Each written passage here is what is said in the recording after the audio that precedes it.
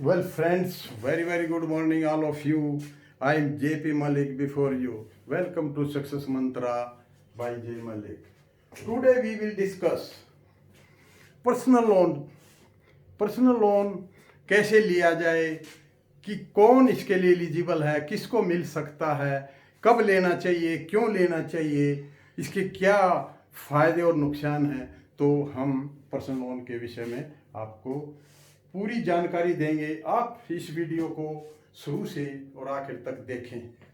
देखिए, personal loan for public के लिए या LIC एजेंट को पर्सनल लोन मिल सकता है।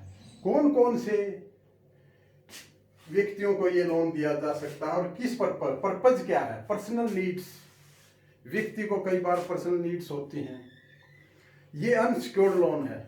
देखिए, कार लोन देते हैं तो बैंक की सिक्योरिटी कार होती है। हाउसिंग लोन है तो हाउस होता है सिक्योरिटी। इसी तरह जितने भी लोन है लगभग उनमें एक कोई न कोई सिक्योरिटी होती है जिस पर बैंक लोन देता है। लेकिन पर्सनल लोन एक ऐसा लोन है जिसके पीछे कोई सिक्योरिटी नहीं होती।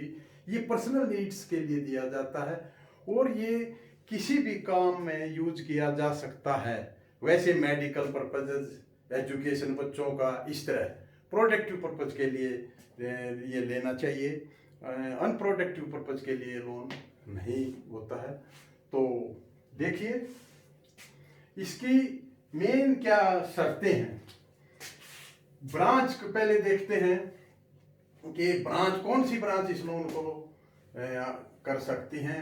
तो 90% ऑफ रिकवरी रेट, जिस ब्रांच में रिकवरी रेट या जिस फाइनेंशियल इंस्टीट्यूशन में रिकवरी रेट 90% हो, इससे कम रिकवरी रेट नहीं हो, तभी ये लोन दिया जा सकता है। दूसरे, NPA level not more than 2%।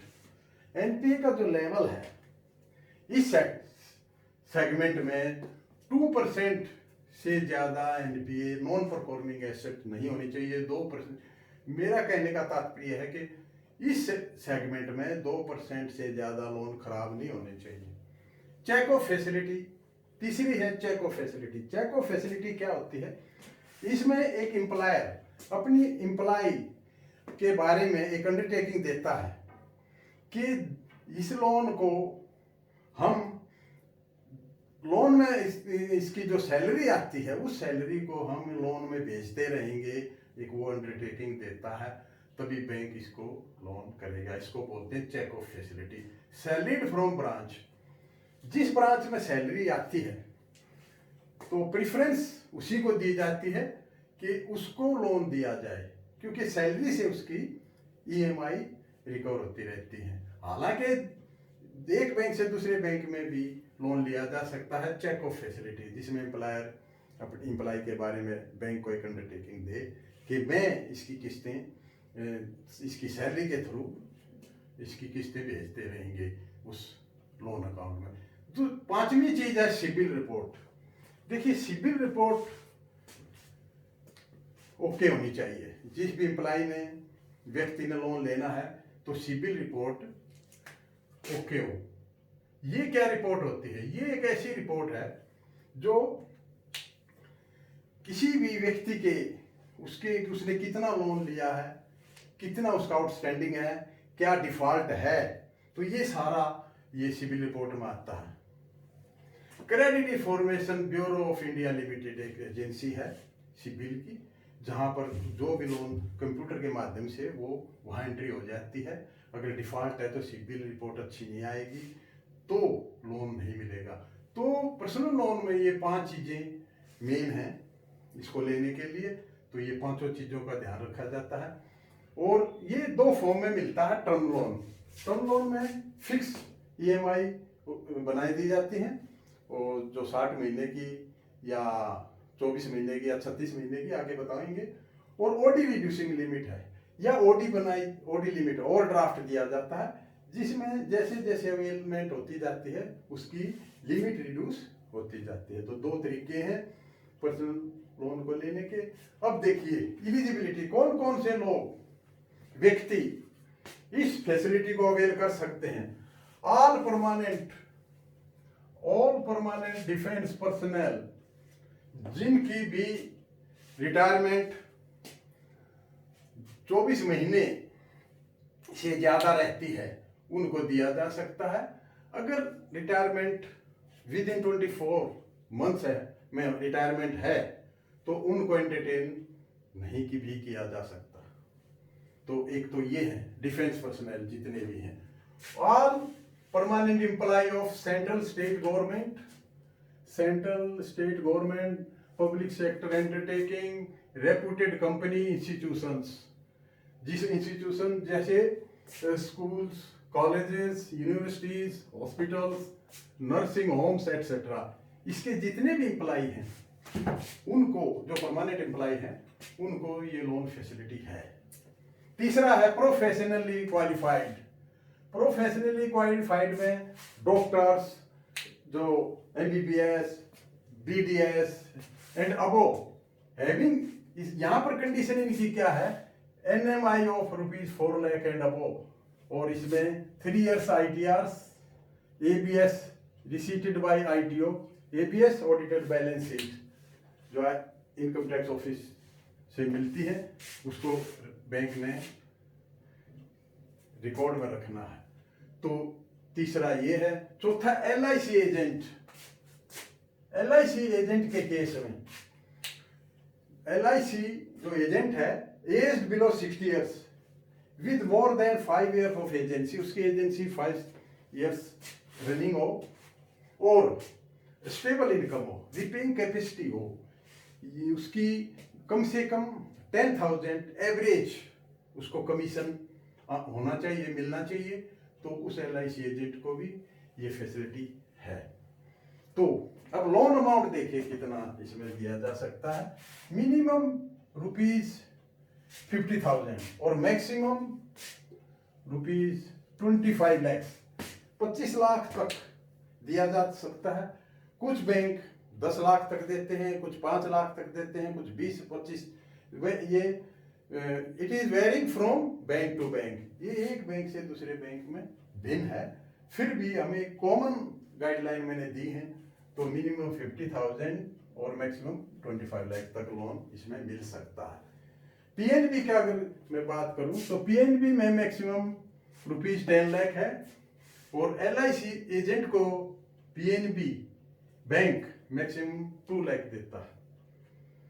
तो इसमें मिनिमम नेट मंथली सैलरी या इनकम कितनी होनी चाहिए? अगर मेट्रो है, मेट्रो में 15,000, अर्बन में 12,500, अदर सेंटर्स में ₹10,000 minimum net monthly salary. Net monthly salary का मीनिंग है कि gross salary minus statutory deductions, taxes वगैरह। और डिफेंस के लिए इसमें कुछ राहत है। डिफेंस के लिए 7,500 पर मंथ ये मिनिमम है। PNB की अगर बात करते हैं तो Punjab national bank maximum 10 lakh, जिसमें 15 times of NMI net monthly salary और 10 लाख विच एवरेज लोअर। लेकिन अगर 10 लाख से कम है तो वहां 20 times of minimum net salary which average lower वहां देता है।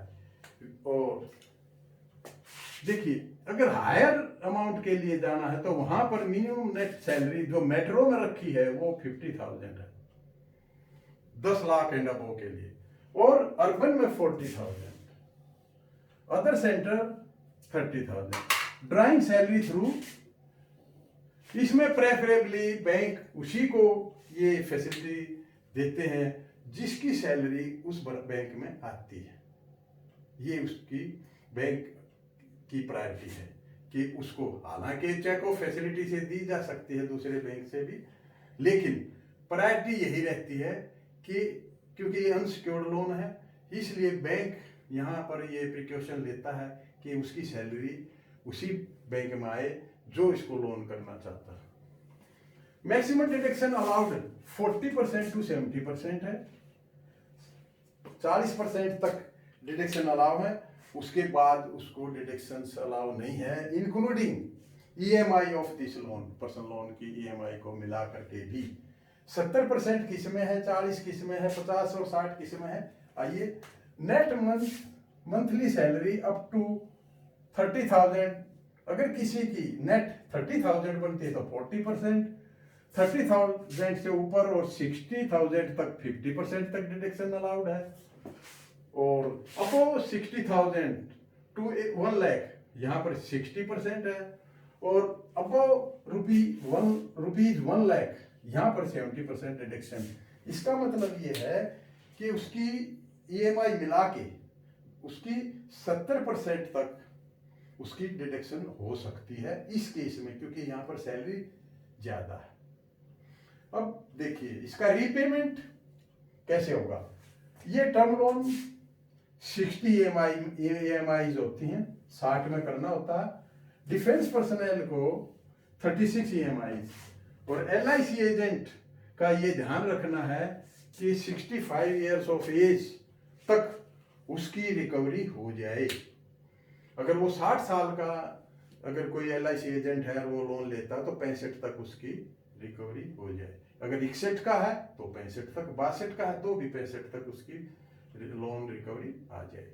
अब देखिए रेट ऑफ इंटरेस्ट इसमें 15 टू 20% है, हाई रेट है, बड़ा बाकी लोनों से ज्यादा है क्योंकि ये अनसिक्योर्ड लोन है। बैंक की यहाँ पर रेट ऑफ इंटरेस्ट हायर क्यों है? ये इसलिए है कि क्योंकि इसमें सिक्योरिटी नहीं है। दूसरे केसेस में सिक्योरिटी को बेच करके बैंक अपना रिकवरी कर सकता है, लेकिन यहाँ पर सिक्योरिटी नहीं है। तो बैंक का ये है, इंटेंशन है कि जहाँ भी सिक्योरिटी नहीं है वहाँ जल्दी से पैसा आए और कम से कम प्रिंसिपल अवश्य आए, ताकि बैंक को कोई ज़्यादा लॉस उठाना ना पड़े। और ये पर 15% टू 20% है, अप्रोक्सीमेटली है। ये किसी बैंक में कुछ होगा कि कहीं कुछ होगा, ये किस पे डिपेंड करेगा? Depending upon credit score. Credit score bank एक निकालता है जिसका 750 से ऊपर स्कोर अच्छा माना जाता है। और ट्रैक रिकॉर्ड, अगर एक कोई व्यक्ति ये पर्सनल लोन पहले लिया है और उसका ट्रैक रिकॉर्ड अच्छा है तो अगली बार वो फिर उसका इस ट्रैक रिकॉर्ड के हिसाब से उसका परसेंटेज भी वो बार्गेनिंग भी कर सकता है लोअर रेट के लिए, तो उसको यहाँ पर कुछ रेट ऑफ इंटरेस्ट में छूट दी जा सकती है। देखिए दो तरह के रेट होते हैं, फ्लैट और फ्लोटिंग रेट। फ्लैट रेट क्या होता है? फ्लैट रेट एक फिक्स रेट की तरह है, फ्लोटिंग रेट कम ज्यादा होता रहता है।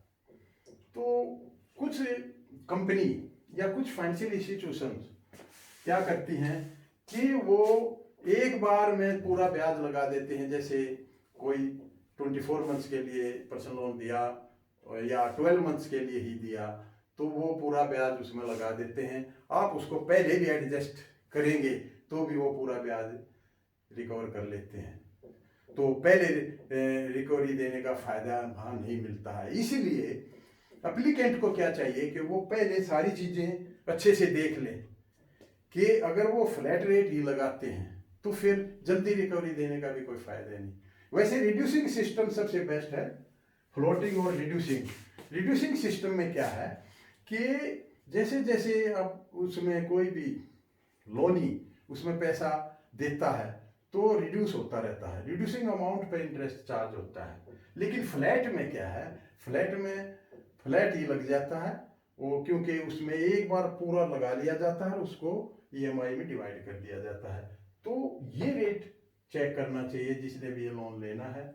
और प्रोसेसिंग चार्जेस ये है varying from bank to bank, bank से बैंक डिफरेंट हैं, ये अलग अलग हैं। तो अगर मैं पीएनबी की बात करूं तो पीएनबी में अब फ्रंट फी 1.80% प्लस टैक्सेस ये लगते हैं। दूसरे document charges up to 2 lakh rupees 270 plus taxes ये हैं।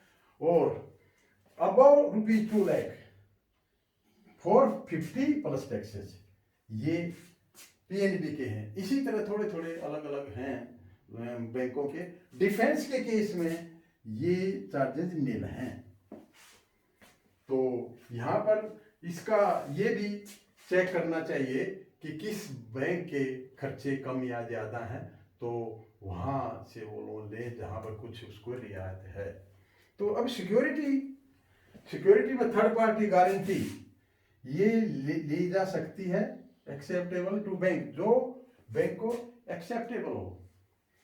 फॉर LIC एजेंट के केस में क्या करेंगे, LIC एजेंट में असाइनमेंट होता है, चार्ज असाइनमेंट है, असाइनमेंट ऑफ पॉलिसी, उसकी जो पॉलिसी है उसके फेवर में, सेल्फ में या स्पाउस में, तो उसकी असाइनमेंट की जा सकती है। अगर स्पाउस की पॉलिसी ली है उस केस में उसको को बोरोवर बना लेंगे, और 100% of loan amount collateral security भी ली जा सकती है। कोलेटरल सिक्योरिटी क्या होती है, जैसे कोई मेन सिक्योरिटी के अलावा कोई अगर सिक्योरिटी अगर ली जाए, इसमें तो सिक्योरिटी है ही नहीं। जैसे कार फाइनेंस करते हैं तो कार में मेन सिक्योरिटी कार होती है, और फिर अगर कोई हाई वैल्यू की कार है तो जैसे ज़मीन मॉर्गेज की जाती है तो वो कोलेटरल होती है। In addition to primary security को कोलेटरल सिक्योरिटी बोलते हैं।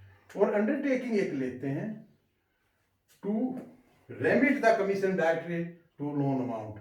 LIC के केस में, LIC एजेंट के केस में जो कमीशन मिलता है वो डायरेक्ट लोन अकाउंट में जाएगा। ये अंडरटेकिंग LIC ऑफिस से ली जाती है।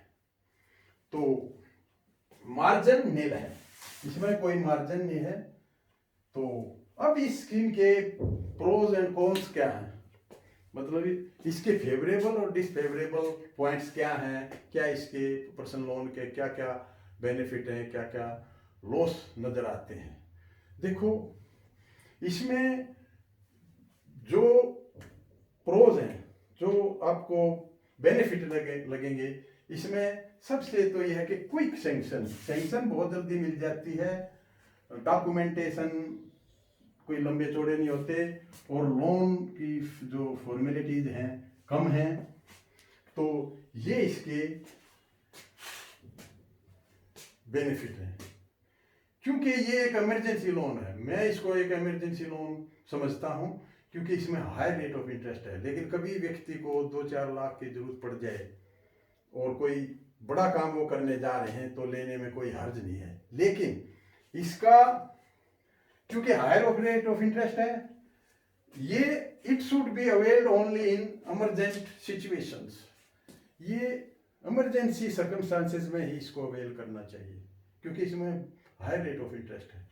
और इसमें टिप्स मैं अपनी तरफ से ये देना चाहता हूँ कि जैसे आपके पास हाउसिंग लोन है, कार लोन है, और भी कोई लोन है, तो इंटेंशन ये होनी चाहिए कि सबसे पहले पर्सनल लोन को एडजस्ट कराया जाए, क्योंकि इसमें हाई रेट ऑफ इंटरेस्ट है।